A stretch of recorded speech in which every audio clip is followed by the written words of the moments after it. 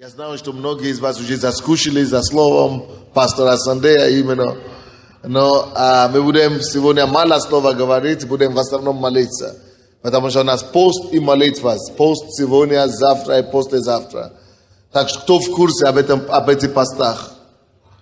Это 3 дня в месяц, когда у нас есть возможность, как церковь, пробиваться, промаливать свои личные нужды, промаливать все свои личные проблемы. И когда мы можем промолиться за судьбу Украины, и когда мы можем также молиться за нашу церковь. Это раз в месяц мы делаем это 3-дневный пост. Последние выходные, или, короче, перед помазанием, последние 3 дня перед помазанием. В воскресенье будет помазание. Кто в курсе, какое служение будет в воскресенье? Это служение помазания для молодежи. Мы хотим в это воскресенье, в это помазание, в этом месяце делать служение для молодых девушек и мальчиков. Мы хотим поощрять и способствовать нашей церкви благочестие. Мы хотим благочестию способствовать. Мы хотим поощрять святому образу жизни среди молодежи. И вообще среди всех неженатых. Вы знаете, что в нашей стране здесь вот сексуальные отношения и свободный секс становится как просто бич. Все считают, что это правильно. А мы хотим поставить новую культуру в этом обществе. Установить новую культуру. Поэтому мы приглашаем вас, пожалуйста, поощрите ваши все молодежь, детей, внуков и вообще, может, просто соседи или молодежи, кого вы знаете, чтобы они пришли в воскресенье, вся проповедь и служение будет посвящено этому. Как молодежи в сегодняшний день жить без аморальности. Как жить свято, хранить себя чистоту и сексуально, и планы, пока Бог не приведет того мужа или жену, который Господь ожидает нам. То есть мы должны это бич остановить. И если церковь не начнет что-то делать об этом, а общество только будет продолжать деградировать и идти назад. Так что мы хотим сказать, мы хотим поощрять все молодежь и все, кто еще не женат, до 50 лет, как по крайней мере, чтобы все неженатые принесли кольцо. Такое кольцо, или другое кольцо, или серебряное кольцо. Да, кольцо, короче. И что мы будем делать с этим кольцом?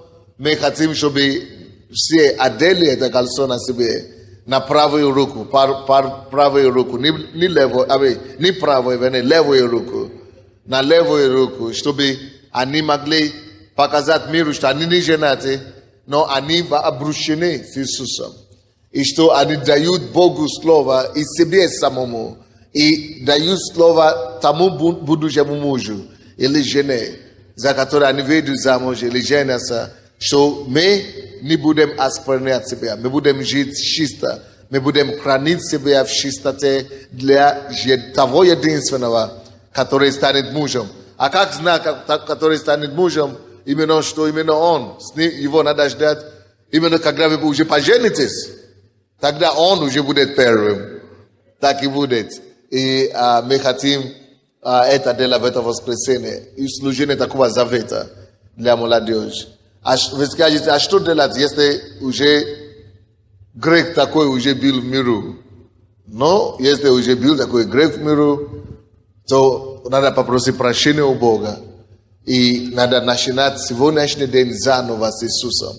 И попросить у Него благодать, чтобы Он дал вам теперь силу и возможность сохранить себя в чистоту и святости служить Господу. Это реально. И Бог мне лично помог от этого избавиться. Мне было 19 лет, я пришел к Богу. Я, конечно, как все, бойфренды, гейфренды. Но когда я услышал, что это грех, я сказал: Господь, я тебя не буду больше огорчать. И я сделал все, что я смогу. Я скоро понял, что я сам ничего не смогу. Что только Дух Святой и Его благодать может сохранить. И я подключился к этой благодати. И 8 лет прошел. не била 19 лет, до 27 лет я ни одну девушку не трогал. Пока Бог не привел мою личную жену, мою жизнь. И тогда мы поженились и начали жить то, что можно по Библии. Это залог всего того, что у меня есть на сегодняшний день. Потому что люди, которые живут, даже если они потом женятся на друг друга, у них очень много проблем потом в браке. Зачем сеять разрушение в свою жизнь, когда можно сеять созидание? Очень много проблем. И это не стоит. И, конечно, спокойнее на сердце становится, когда ты знаешь, что твой муж или твоя жена хранит себя до брака. Когда у него еще ничего нет, то спокойнее, тем более на будущее, что будет хранить себя, тем более после брака. Откройте, пожалуйста, Бытие, 4 глава. Об этом мы начали молиться сегодня с утра. Кто был здесь с утра, кто знает. Бытие, 4 глава. 25-26 стихи. Об этом мы молимся с утра. И познал Адам еще жену свою, и она родила сына. И нарекла ему имя Сив, потому что говорила она: Бог положил мне другое семя вместо Авеля, которого убил Каин. У Сифа также родился сын, и он нарек ему имя Енос, потому что тогда начали призывать имя Господа. Я об этом проповедовал по спутнику на 200 стран мира. Но, конечно, то, что я сейчас говорю, я спокойно сейчас рассказываю, но там была действительно проповедь. То есть здесь говорит, что это Сив, это Енос он начал опять призывать имя Господа. Знаете, почему такое? Потому что когда Бог изгнал Адама и Ева из Едемского сада, они отошли от Бога полностью. То есть они отступили от Бога. Это значит, что они уже не молились Богу, они уже не призывали имя Господа. Адам это не делал, Ева это не делала тем более. И впоследствии их дети отступили от Бога. И получается, что дошло до такого, что Каин убил своего брата Авеля. Потому от безбожия. Потому что нет отношений между ними и Богом. И дальше, слава Богу, пошли другие дети у Адама. И теперь уже дошли до поколения Еноса, до времени Еноса. Именно когда он родился, он возмутился в духе. Он сам себе возмутился и говорит: как это так, что мы слышали, что когда-то наши отцы и деды общались с Богом. И теперь нет этого общения с Богом. И этот человек возмутился внутри себя против этого беззакония, против положения вещей, против такого положения вещей. Что как это так, мы имели общение с Богом. То есть, и мы потеряли его, и никто не учил, что как молиться и так далее. Но он сам принял решение найти опять Бога. И как вы думаете, и не только он впоследствии нашел Бога. Все люди в его поколении, все люди начали призывать имя Господа опять. Потому что он решил восстановить отношения с Богом. Он положил начало новому. Он решил разорвать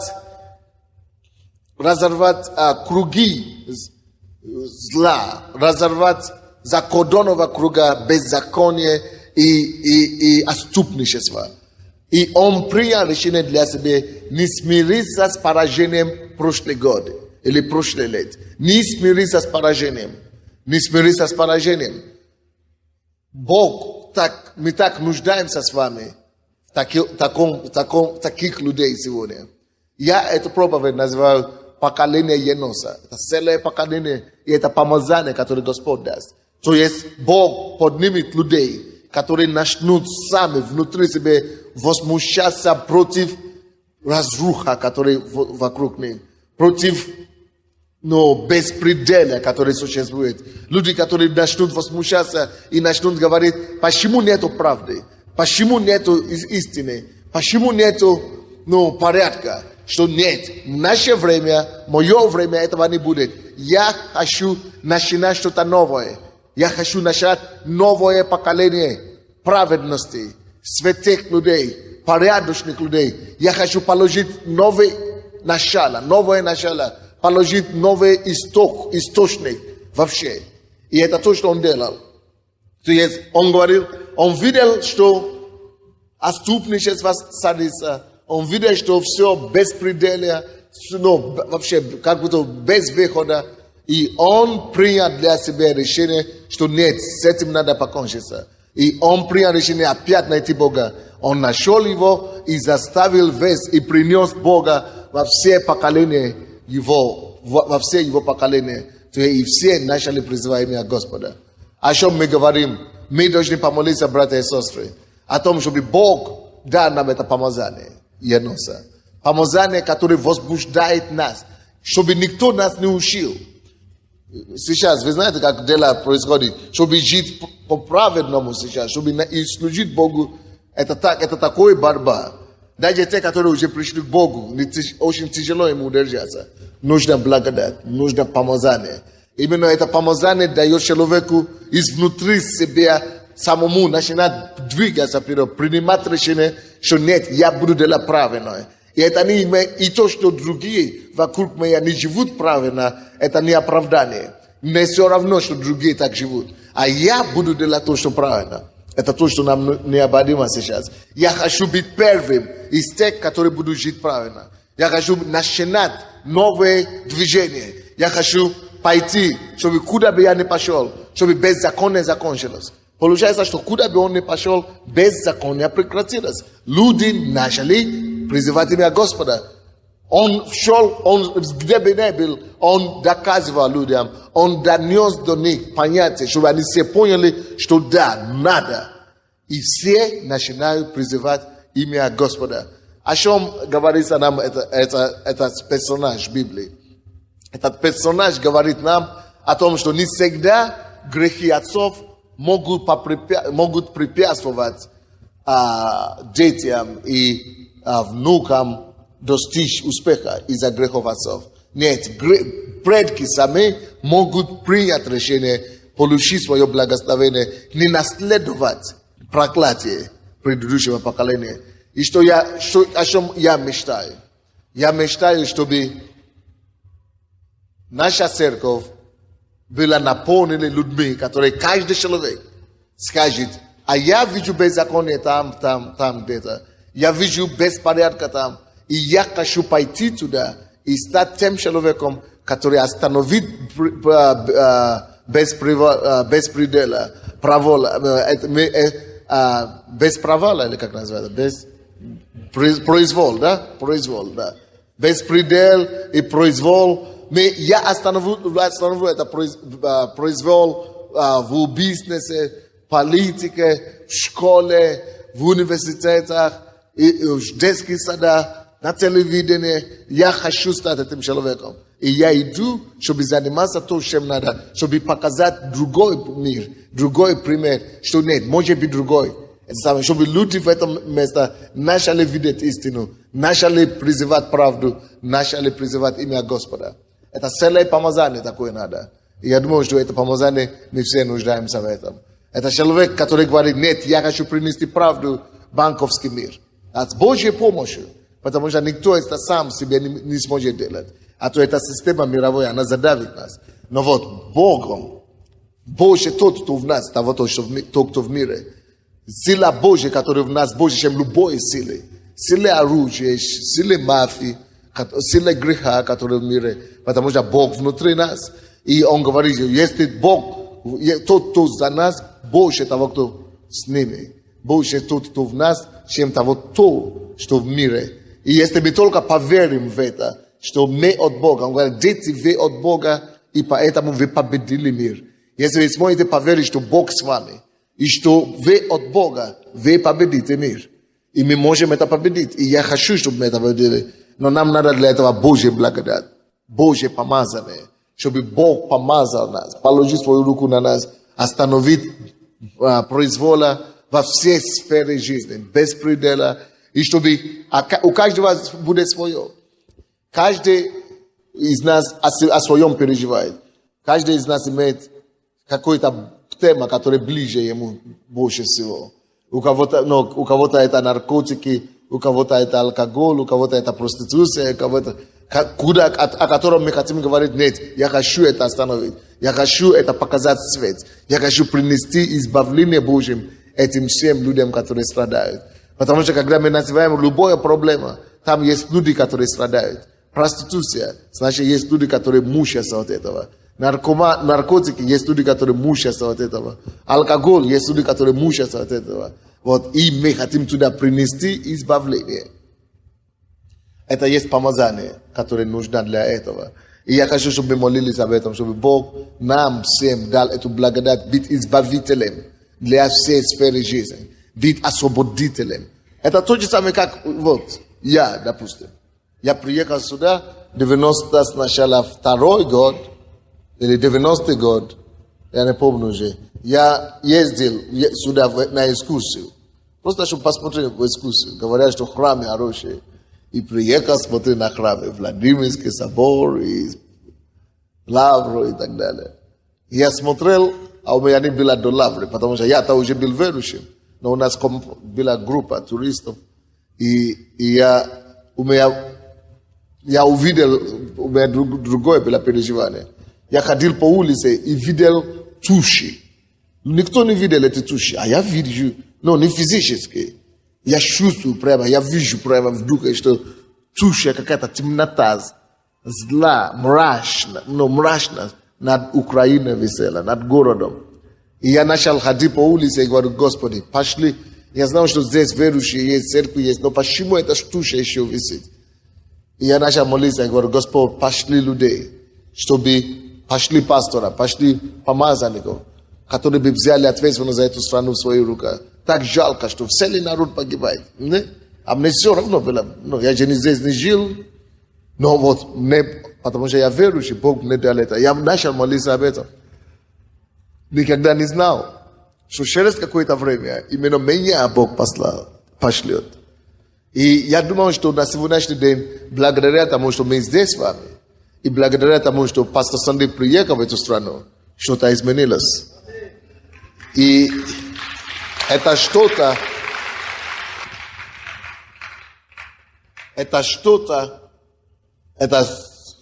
тысячи, десятки тысяч судеб. Может, сотни тысяч, более миллиона людей прошли через нас здесь. Это не считая по телевизору и так далее. То есть, это один человек принял решение. Я был только что в Майами, да, делал там эту передачу. И у нас церковь в Майами. Кто из вас знает пастора в Майами церковь? Пастор Сергей Камонский. Мы послали его 2 года назад. И он там создал церковь. И что вы думаете? Чудеса Бог делает. С этого маленького начала, который Бог здесь начинал, 10 лет тому назад, уже такое движение идет по всему миру, что страшно. Я был в этом Майами и встретился с одним человеком, который стал членом церкви. А в эту церковь ходят и русские, и испанцы, и американцы, и кого-то, и темнокожие, африканцы ходят. И мне отсюда еще говорили, познакомили, и говорили, вы знаете, это вообще удивительно, я даже не знал, как начать.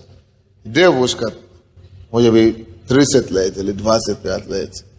Это внук, один из внучка. Внучка, один из правителей Союза. Теперь ходит в нашу церковь в Майами.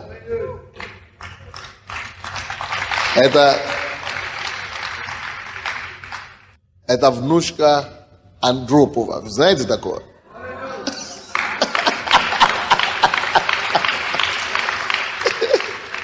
У него сын был, который полковник или генерал, как Игорь или Олег или...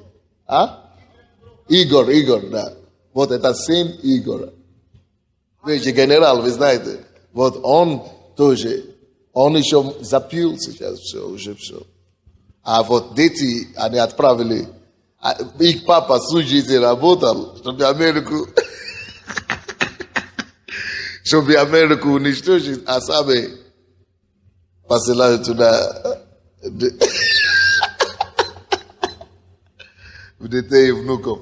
И что вы думаете, такая красивая, симпатичная, искренняя девушка.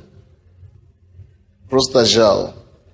Потому что они прошли очень много там. То есть, что я говорю, то есть, нету сладкой жизни для потомков этих людей. Проклятие за проклятие. И в конце концов, Бог решил помиловать через нас опять. И мама в Москве, я с мамой разговаривал. И она говорит, да, нам предложили, они боятся еще, они же публичные, то есть, предложили нам церковь, приглашали в разные церкви, но мы православные, но ваша книга попала ко мне. Оказывается, мои книги только Бог знает куда и только не ходят. Но когда...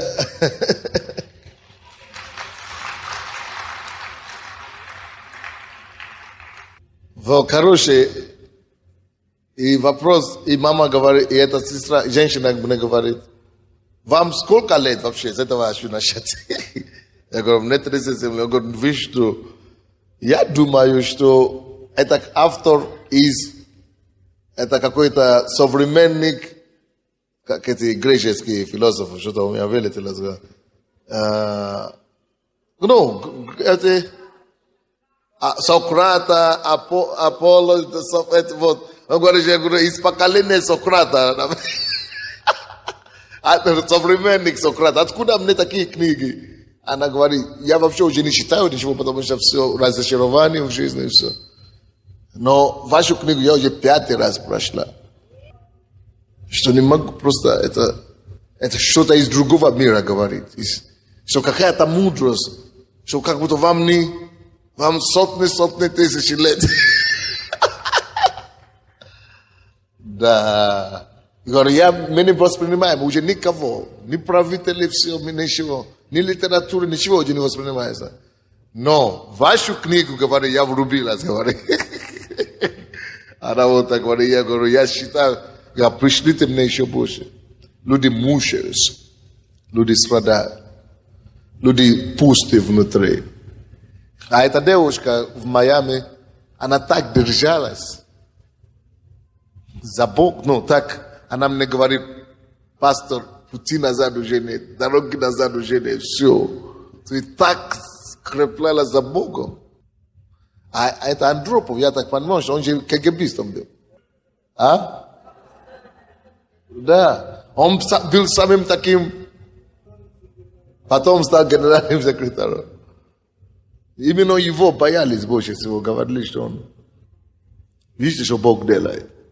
Это с одного все, с одного источника все это пошло. Почему я говорю, когда один человек говорит, а я принесу изменения, а я произведу изменения. С Божьей помощью каждый из нас может стать революционером для Бога.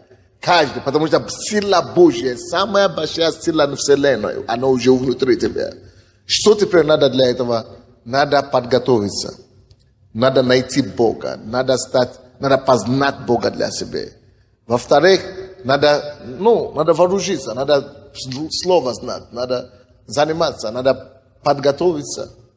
И вы увидите, нет ничего невозможного. Если Бог вам ложит на сердце какое-то направление, захватить или завоевать для Него, это реально, друзья. Это реально. Янус – это такой пример. И это помазание зайдет на нас сегодня. Потому что я буду молиться за нас всех, чтобы это помазание пришло на нас. Но до того мы должны быть люди, которые будут готовы принимать решения. Что да, я вижу направление, какое я хочу взять. Это как пастор Наталья Потапаева. Она тоже пришла из мира, пришла к нам в церковь, Она не знала о Боге. Даже Библию, по-моему, не читала. Если читала, не понимала. Но когда она покаялась, она начала иметь переживания за наркоманов и алкоголиков. И она начала не говорить об этом, и мы начали что-то делать, и с нее пошло целое поколение спасенных наркоманов, алкоголиков, матерей и так далее. И благодаря одному человеку теперь тысячи людей приобрели жизнь. Какое решение мы с вами принимаем? А я уже свое решение принял. Не только Украина перевернется, но страны почувствуют благодать Божью на себя. Порядок придет. Я только что взялся за другой проект недавно. Когда мне рассказали о том, что творится, девушки у нас пришли в церковь, они работали, к сожалению, проститутками.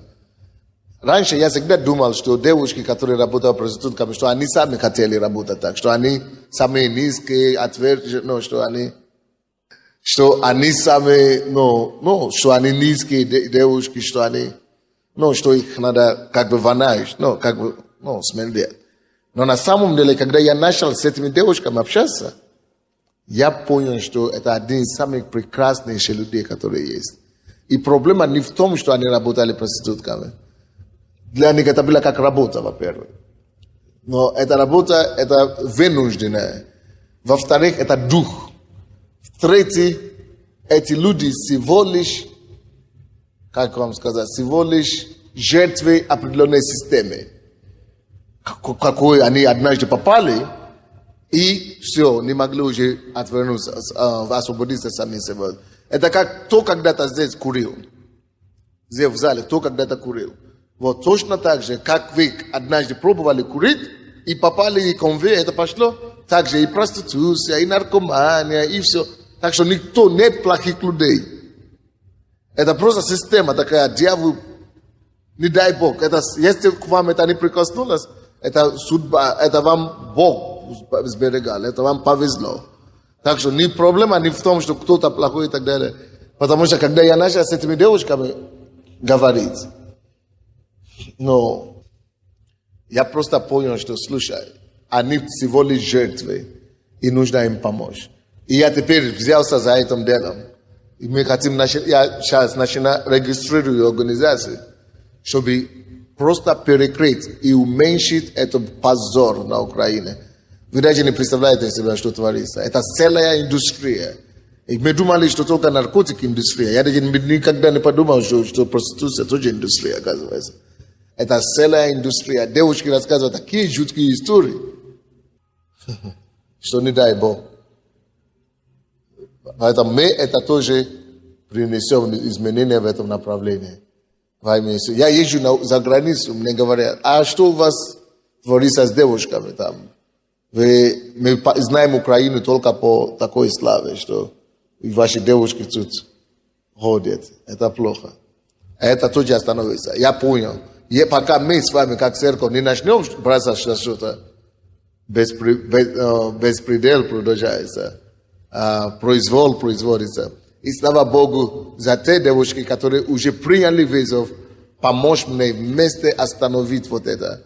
По поводу наркомании, по поводу проституции и так далее. Поэтому давайте будем молиться, чтобы Бог поднимал Еноса, людей с помазанием и благодатью Еноса на все сферы жизни. На все сферы жизни. Чтобы Бог дал нам бремя и веру, поверить, что через нас Бог принесет изменения. Пастора Центральной Церкви, пройдите сюда, служители, понесите туда внизу. Пускай начнут молиться, мы будем молиться. Давайте станем. Енос начал, с него начали призывать имя Господа. Давайте сначала за себя помолимся.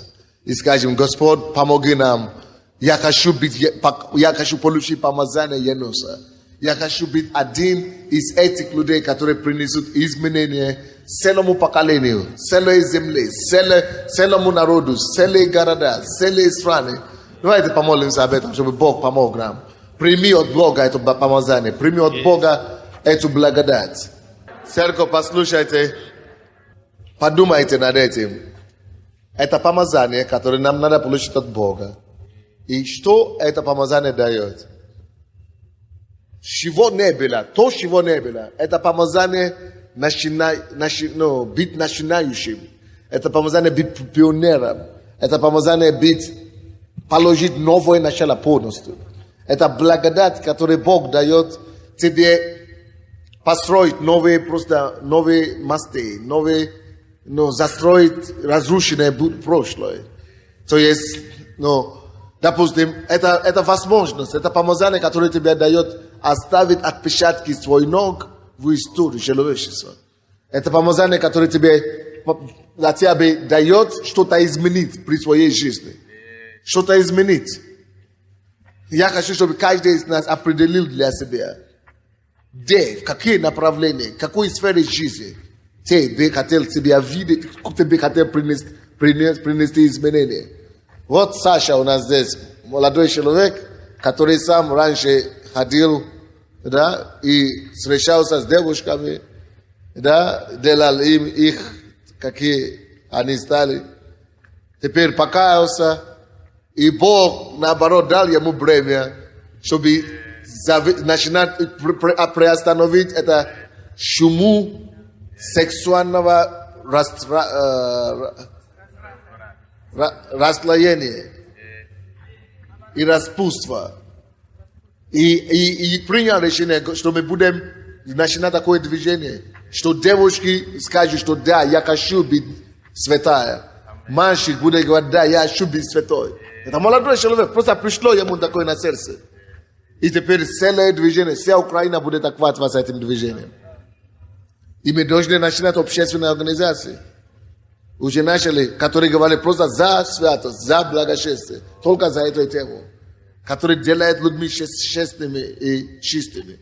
Вот это, допустим, его направление, которое Бог ему дал. Я не знаю, какое направление Бог вам дает или даст. Давайте определим какую-то территорию и поверим Богу, что эту территорию Он даст нам. Если это город, пускай будет город. Если это область, пускай будет область. Если это страна, пускай будет страна. Если это просто говорю, Господь, я начну новое там. То, что народ будет служить и поклоняться Тебе. Давайте каждый определит для себя и попросит, чтобы Бог ему открыл. Попросите у Господа, дай мне землю, дай мне площадь, свою землю. Определи для меня территорию свою. Дай мне свою землю обетования. И дай мне, Господь, наследовать эту землю, брать его для себя, чтобы в этой земле опять люди начали призывать Твое имя. Мы молимся, церковь. Я также видел, когда я читал эту проповедь, увидел, что будет такое движение, когда люди будут только слышать истину. Написано, вы познаете истину, и истина сделает вас свободными. Допустим, что Бог говорит, мое серебро и мое золото. И начнет подниматься людей, которые начнут просто брать решение, что Господь, если ты сказал, это твое серебро, твое золото, и что с неба и земли принадлежит тебе, и что Господня земля и все то, что в нем, все, я принимаю решение, мы принимаем решение идти в рынок, идти в бизнес, идти в коммерции, и Бог начнет им доверять, и они не идут туда ради себя, они не пойдут туда ради того, чтобы себя, они пойдут туда, чтобы чисто, чтобы зарабатывать для Царства Божьего, чтобы использовать потом деньги, чтобы развязать и разрушить всякие оковы, которые держат других людей, и через их непослушание Бог сможет доверять им, и Бог начнет доверять им. Бог мне сказал, не только миллионы, что придет время, когда целые миллиарды Он начнет доверять верующим людям в это последнее время. И они эти деньги будут использовать, чтобы освободить людей из тьмы и принести людям к свободе. То есть будут разные слова, побуждения. Люди начнут просто принимать слово и говорят, Господь, Ты это сказал, все, мы идем и это делаем. И это помазание Еноса будет способствовать людей, чтобы это все делать. Завтра как раз целый день я хочу, чтобы мы молились за финансы, за это слово, которое Бог дал. Чтобы Бог начал поднимать людей, кому Он может доверять и так далее.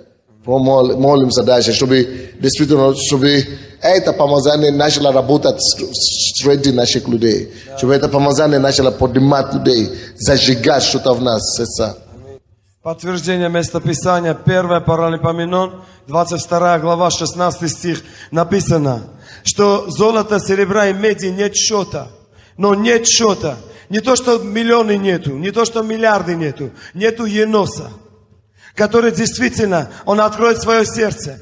То есть для Бога, он говорит там, что нет счета. Единственное, что он говорит, начни, делай, и Господь будет с тобой. Это Его слово. И давайте помолимся, что Бог уже поднимает новое поколение деловых людей, предпринимателей, так можно сказать, бизнесменов, которые входят в сферу бизнеса, которые будут еносом в сфере бизнеса. Господь, мы благодарим Тебя во имя Иисуса.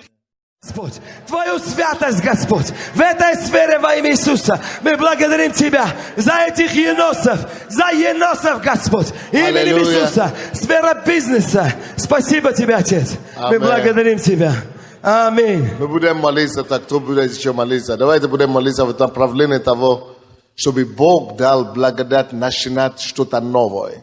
Знаете, у нас из-за коммунистического воспитания у многих людей есть страх начинать что-то новое. Не хватает веры, не хватает благодати, не хватает этого духа.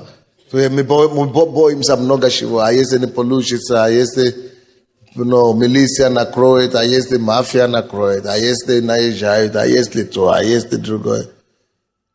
Это все страхи, это проблема, которую дьявол использует, чтобы просто удержать нас от Божьего призвания. Поэтому хочу, чтобы мы... А енос, он как раз человек, который начинал. Он начал. То есть его предки это не делали, его отцы это не делали, он это ни у кого не видел. Вот, это благодать еноса, это помазание еноса как раз дает человеку возможность и силу, и вдохновение начинать с нуля. Начинать то, что еще никогда не видел ни у кого. Просто начинать, благодать начинать. Давайте помолимся за это, чтобы это благодать и помазание начинать новое, начинать что-то свежее, чтобы она не зашла на всю нашу церковь. Давайте мы будем слушать брата Максима. Вы помните эту историю, когда войска сирийские окружили Иерусалим? Это было во времена Елисея, это где-то в 4 царстве написано. И там были четыре прокаженных, которым уже не было чего терять. И был такой голод тогда в Иерусалиме, что даже голова осла была по сикле серебра. Кто помнит эту историю? И что уже помет даже продавался как пища. И вы знаете, я недавно молился, я увидел, Боже мой, почему Бог не мог вступиться за них? Но почему Бог, Он вышел навстречу, когда пошли эти прокаженные?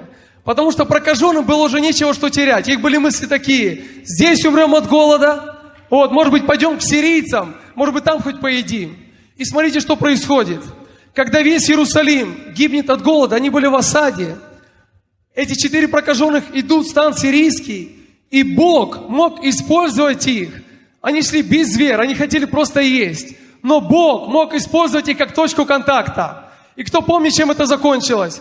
Шум от их колокольчиков Бог так умножил, такие усилители поставил, что стан сирийский подумал, что войско идет. И они просто убежали. Или там, убежали, по-моему, убежали. И они пришли и видят пустой стан, и всю добычу они там оставили. Кто помнит эту историю? И я увидел, Боже мой, когда мы сидим в церкви и ничего не делаем, они молились, но они не вышли. Они знали Бога, там был Елисей. Вы слышите? Там был Бог, но они сидели внутри своих стен и ели помет. Если мы сегодня будем сидеть в церкви, я не говорю, есть время роста, есть время, когда нужно возрастать в церкви, есть время младенчества, когда ты учишься, духовно утверждаешься. Но для каждого из нас есть время, когда нужно выходить.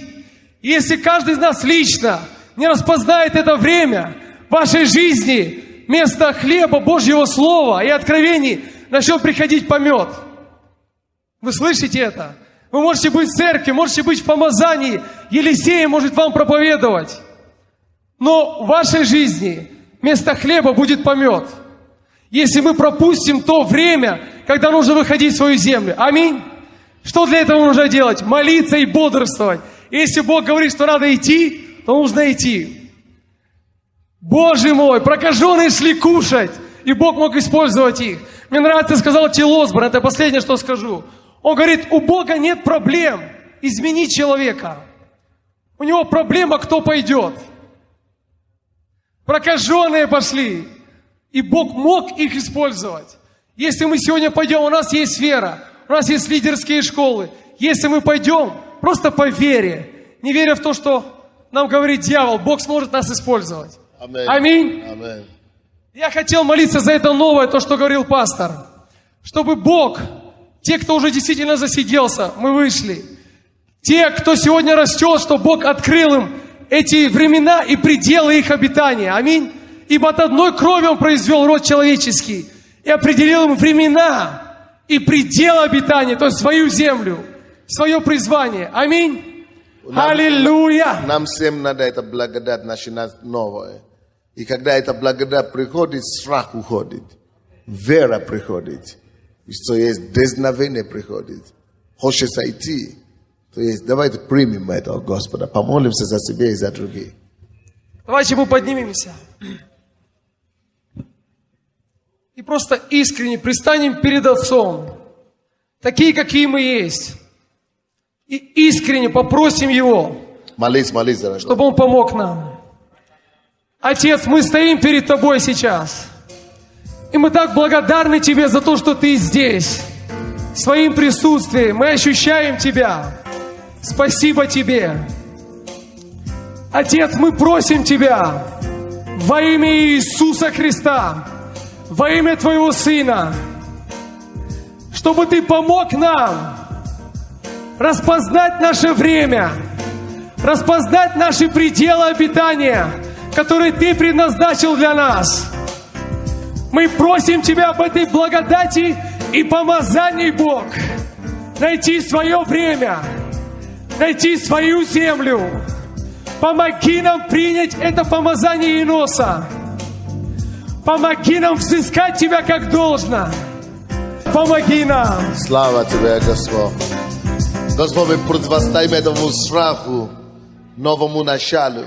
Мы повелеваем этому страху убраться прочь и вон во имя Иисуса. Всякая неуверенность, всякое смущение. И мы повелеваем прекратиться. Мы провозглашаем дерзновение, веру. И Господь, дух льва, дух силы, чтобы не зашел на каждого из нас.